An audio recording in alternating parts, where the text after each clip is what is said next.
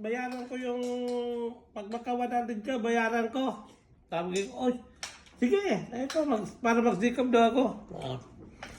Ang style ko dun, kukuha ko ng papel, sulat-sulatan ko, tapos ipati ko sa kasama ko, marunong mag-check. Ang puro pirma, tapos bayad-bayad na si mama. Tapos mag-render kwenta. Nakita ko. Sabi ni ate, hindi man yan. Hindi ba yan pirma ng may spa? Sige nang bayad si mama. Ako hindi lang naka 300 ng bayad-bayad. Tang 5 piso pa naman isa. May bakit pa lagi. Busta, bira sa kwenta. Muntik na masaramatan niya sa bugbog.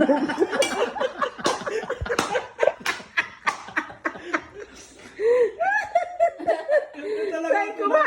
Sino ba? Siyempre yung matanda, paniwala lang sa kanya. May 100 ako ma. Bira sa Dito kwenta. naman ma. Sabi niya, grabe.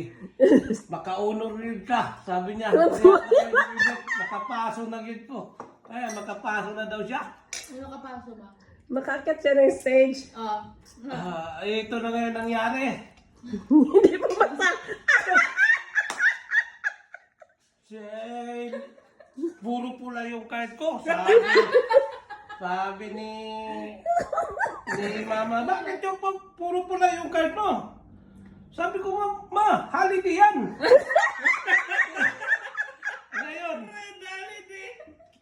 dumaan si Nung Gamay. Sabi ni Nung Gamay, anong holiday? Bagsak yan ang nilagay.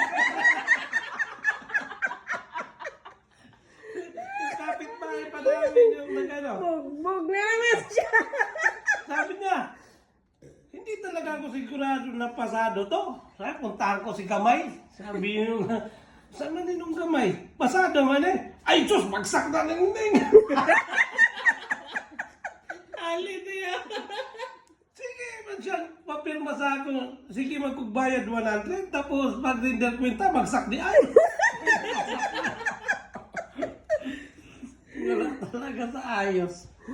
Basta kay... Pero nagkapira ako sa kanya.